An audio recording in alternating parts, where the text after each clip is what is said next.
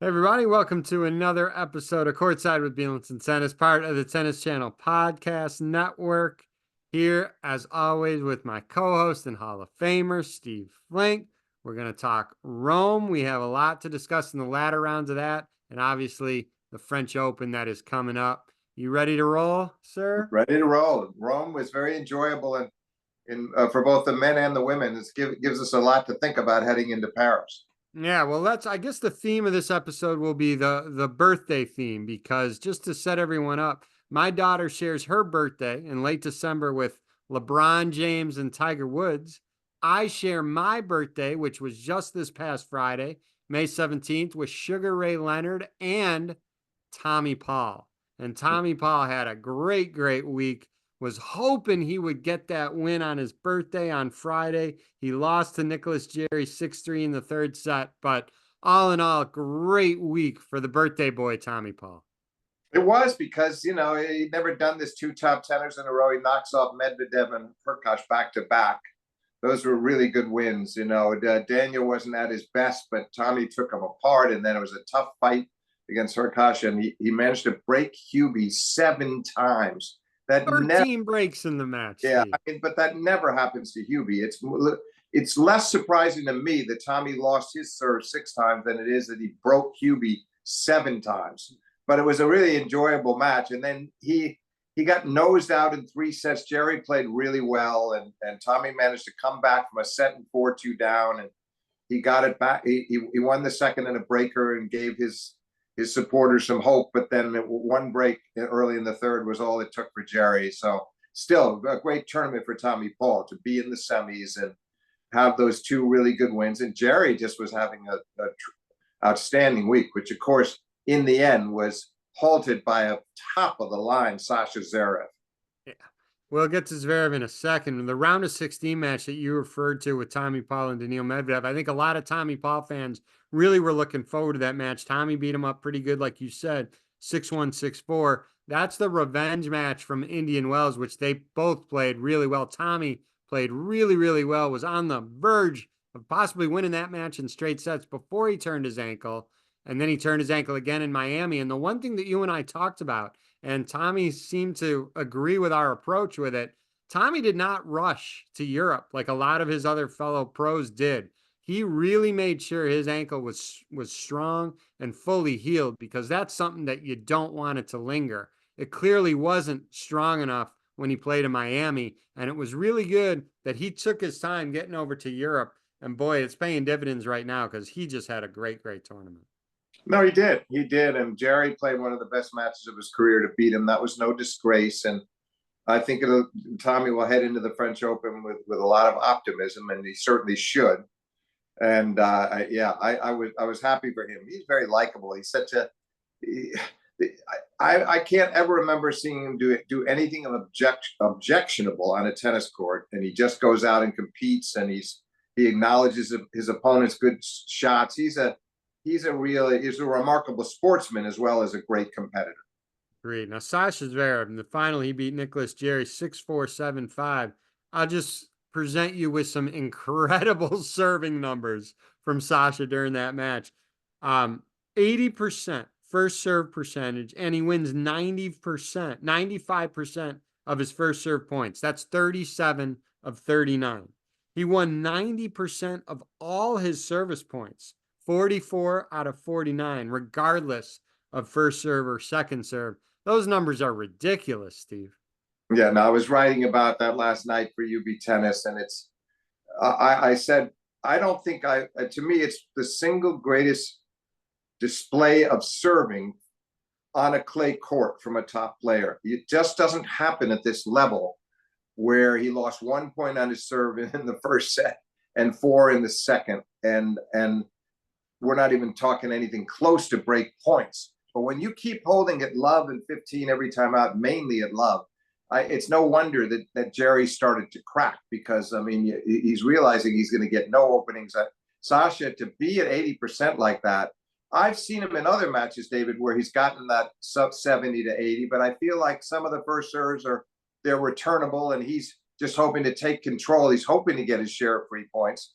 And there are times I want him to actually go more for the lines because he's such a great server. He could serve aces. Here, he found just the right balance. Tons of service winners and only 6 aces, but a lot of service winners. And he just located it immaculately. I've never seen anything quite like it on clay, as I said. And if he's serving like that at Roland Garros, maybe his first major title awaits him. So let me ask you this. You got Tsitsipas, you got Ruud. Obviously, Ruud had a great start to the clay court season. Tsitsipas loses to the quarters in Rome to Jarry, who made the final, obviously. You got Ruud, you got Tsitsipas. Of course, you got Novak. Of course, you got Carlos. You don't know how Rafa's going to be, but Rafa got on site today. Everyone was so excited to see him. Zverev is, top of the contenders, no doubt. Is this the best chance that he has to winning a slam? Oh, I think so. Well, we know that, of course, he's been in the semis of the French a couple of times and had that injury, that's sad, unfortunate, excruciatingly painful injury against Rafa a couple of years ago in a match that was turning into could have been a marathon. And so he's close, and he could well have won the U.S. Open in 2020 when he was up 2-0 in a break against Dominic Thiem. So we know how capable he is. And but going into a tournament, is this his best shot? You looking at like previewing? Yeah, I would say so. Because that win put him up from 5 to 4 in the world. That's helpful that he's a top 4 seed. So, assuming that Sinner and Alcaraz both play, then, he comes in at 4, but he doesn't have to play any of those guys or Novak until the penultimate round of the tournament. That helps. Just his overall form, because he'd had kind of a disappointing clay court circuit up until then. I felt like we hadn't quite seen the best of Zverev, winning a lot of matches, some good showings, but not quite what we'd expected from him. And now he peaks in Rome, heading into Paris. So yeah, it's his best chance. Now he'll feel it a bit because a lot of people are going to talk. I would say right now, I would make him the slight favorite.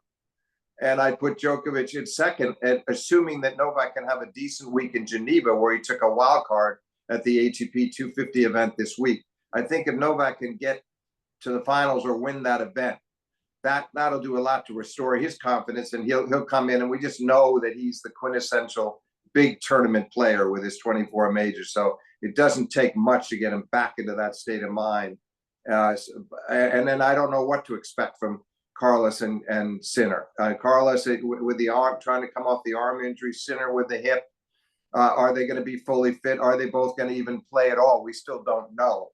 But, you measure all of it. All things being equal right now, I have to make Zverev the favorite. Should we talk about that Geneva field, that 250 field? Because that's not your typical 250 player field. That is loaded. You said you got Novak, you got Fritz, you got Shelton, you got Andy Murray. There's a chance Andy Murray may play Novak in the second round. So, yeah, David, just a quick comment. He started that match today against the German guy Humpman, and Andy is down a set in 4-1, and I believe it's 2 breaks in the second set, and they had to stop it and come back tomorrow. So things are not looking too good, which is a shame because everybody would have loved to have seen him play Novak, even if it's a Geneva second and third round match. Who cares? It would have just been a delight to see them face each other again. It's not looking too promising right now for Murray, though, as he heads into the completion of his match tomorrow. Well, we know he doesn't ever give up. So we'll see. Maybe the pause in the match can help him again. Doesn't look good, but we'll see. We could always hold out hope. Again, impressive field in Geneva. Let's talk. We talk Zverev, obviously, and we talk a lot about the ATP side. Let's talk the WTA side. Iga beats Sabalenka in the final. It's, again, the 2 of the 3. Coco's ranked 3rd, but it's been the consistency of Iga, Sabalenka, Rybakina. Iga doesn't lose a set all tournament. She completes a Madrid-Rome double with, Roland Garros triple, right? It's hardly out of the question. It's her 3rd Rome title, 10th WTA 1000 title, 21st career title overall. Is there anyone stopping the Iga train here? No, I don't see it. Listen, it's possible that she finds herself in an unexpectedly difficult early round match, or it could be anywhere along the line where suddenly somebody is playing, the clay court tennis of their life, and she's feeling it. But that's what it would take right now. And what I think was important was that she plays Sabalenka in the altitude in Madrid. where Sabalenka, where that was an advantage to Sabalenka to play in those conditions. And Sabalenka had those match points and eventually lost after 3 match points in an epic. And then they come here, they come to Rome, and the Rome conditions are much more like Roland Garros. They're slower, they're more typical clay court conditions, and it's a 2-3 match. And Iga never lost her serve, and even though Sabalenka had 5 break points in one game, 2 in another, she pressed her. She couldn't get that break in the second set, and Iga just ran it out. And I think that's an enormous lift for her going into the French, to be playing that well and to feel like if she can stay at that level, that nobody can stay with her. That's how I think she feels right now. So I think she's the overwhelming favorite in Paris. That's well said. I think a lot of people would agree with that sentiment, Steve. Wild cards were announced for Roland Garros a few days back, and there were some notable names that did not get a wild card. And Simona Halep, Caroline Wozniacki did not get him. On the men's side, it was Dominic Thiem who did not get one. And there was a lot of, I don't know, outrage, maybe too strong a word, but there was a lot of frustration that a guy like that, with how he's performed in his career at Roland Garros, they did not allow him a wild card. He won his first round qualifying match today, so he's in the qualifying field. He seemed, he was he said the right thing when they asked him about it. Dominic said, "Look, I had time to get my ranking up. I couldn't get it to a level where I didn't need to have to depend on a wild card." But that being said, he may have been nice saying that. I think there would be no disappointment at all if they granted Dominic Thiem a wild card for Roland Garros. Yeah, it's surprising because it isn't just the 2 finals, it's the way that he represents the game. If you ask the fellow players, who is the most honorable competitor you've had over the years? I mean, if you had to pick one guy that you felt was no nonsense, a supreme sportsmanship, all of it, they would all say Thiem. Federer would say it, Nadal would say it, and Novak would say it. They all laud him for that. They know they're whenever they compete against him, it's just the only thing they have to worry about is his game when he was in his prime. So it's surprising because I frankly think it's kind of shocking, to tell you the truth. But typically him, he just gets right on with it. And as you mentioned, he comes back today to win that first round of qualifying. I sure hope he makes it in. He deserves that much, knowing retirement is around the corner now, and he's already announced it. So there's a good crowd to watch him today too. There was a good crowd there to watch him. Yeah, I heard. But I hope he gets in. And yeah, it was an inexplicable decision to me. That one was, of all, and you mentioned all those other players, and Wozniacki and Halep. But look, to me, Thiem was the most worthy of that entire cast of players you mentioned, and the most surprising to be omitted. Yeah, I agree. I was a little disappointed that he wasn't selected. And I know most tennis fans were also disappointed that he didn't get the wild card. Let's hope he does qualify. He looks like, he's looked like he's going to have great support from the crowd, as he did in his first round qualifying today. As long as he keeps advancing, I'm sure the crowds will be great supporting him along the way. We saw Rafa on site today. Let's just review some of his numbers at this play. This is his second home, 112-3. Yes, I said that right. 112-3. He's 14-14 in French Open finals, and he's won the event 4 times without dropping a set. This is a different Rafa Nadal than those previous years when he was in his prime. However, beware if you mess and doubt with greatness. That's all I want to say. Steve, what are you looking at? Obviously, it's draw dependent where he gets slotted in, but it's going to be interesting for Rafa and anyone who plays him in the upcoming weeks. Yeah, no, here's how I feel. It's, if he was just coming in here having not played too much, but he hadn't been through so many physical woes, then I would be more optimistic about some kind of a magical run.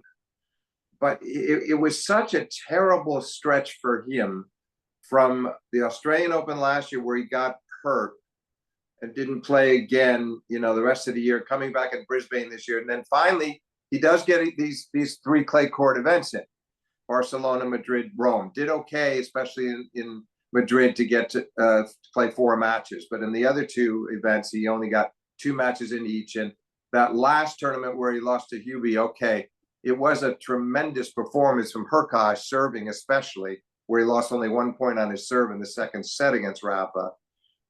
And he faced 5 break points in the opening service game, 2 at the end of the set. So he never lost his serve. That was a superb performance, but it left Rafa with some lingering questions in his mind. My guess is that he's going to find the inspiration to get his teeth into the tournament in some way, that it, barring some kind of another injury setback, if he can stay about the way we saw him look in these 3 tournaments, I can see him, maybe winning 3 matches and best case 4. I just don't see how he gets to 7. I don't see how maybe, okay, the draw could open up, but what we saw in those last few tournaments, I mean, coming in, the Hurkacz match seemed like a coin flip, and he got destroyed. And then Lehecka beating him in the previous tournament blasted him off the court. And the first tournament, he lost to Di Minore. So these are very different types of players that have beaten him. My biggest worry are those big hitting types, the Lehecka's types, big servers like Hubie. What if he had to come back and play him again? So that's my concern, is whether he's up to it. And it could be that second round, he hits one of these guys. He's not going to have any seeding.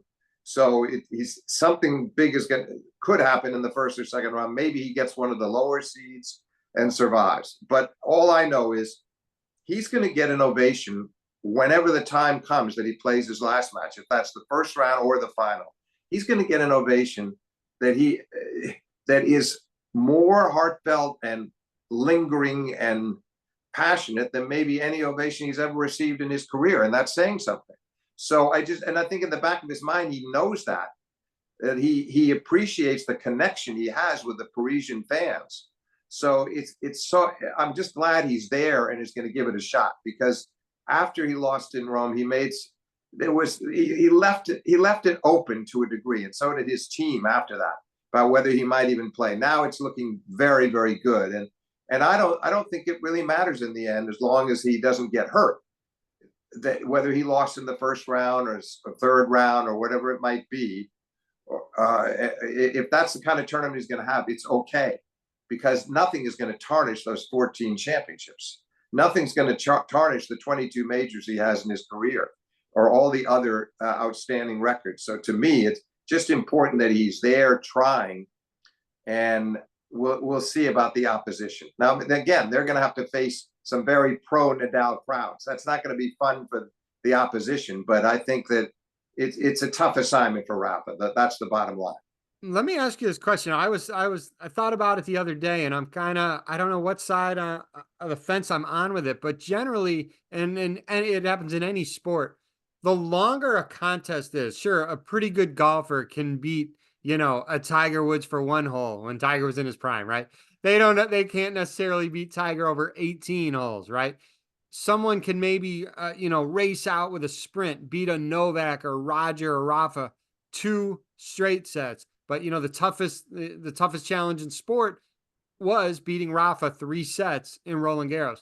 I want to ask you this question. Does the 3 out of 5, which typically does help the better players, in this case with Rafa, does it help him that it's 3 out of 5, or does it hurt him that it's 3 out of 5?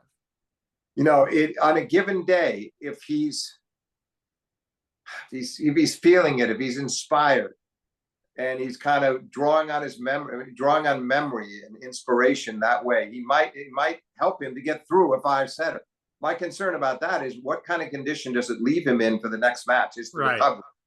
So I could see it on a given day, but he can't afford to get in a bunch of those. And 2 years ago, when he won it for the last time, he actually had a 5-setter with Felix, with FAA, and survived that, which was a great effort. But that's just what he wants to avoid, to me, this time. It's strange.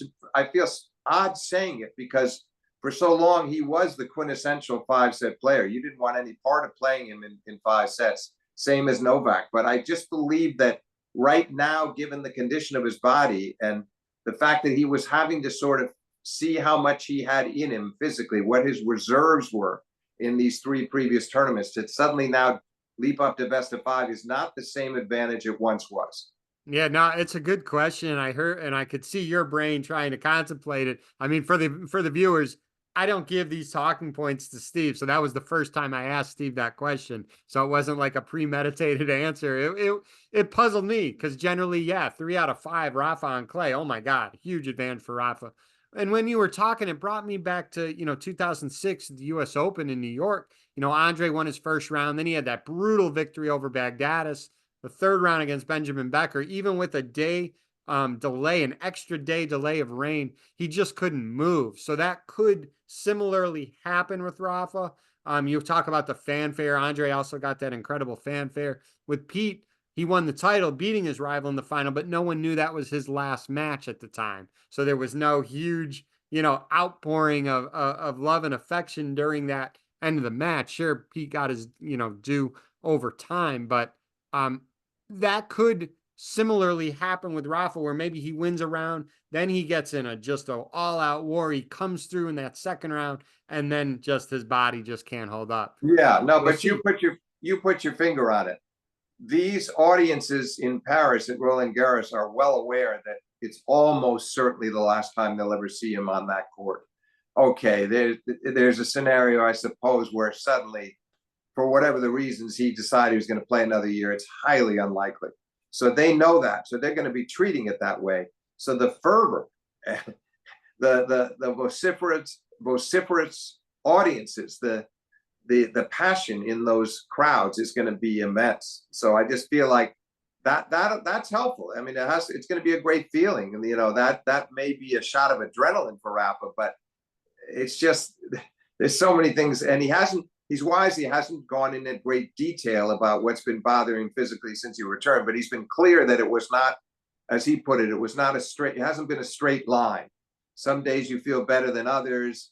It can really vary, but he certainly will put every ounce of emotional energy into trying to make a good showing there, and he'll enjoy the crowds, and we'll just have to see what unfolds with that draw, and who he happens to have to come up against in a first or second round dangerous match, and then who might be where it goes from there, because maybe he escapes a seed, beats a seed in the second round, but then it could be another one waiting for him in the third, and then the round of 16. So it's going to be one after another. And matches, by the way, that once might have been routine for him are now could potentially be very difficult. Right.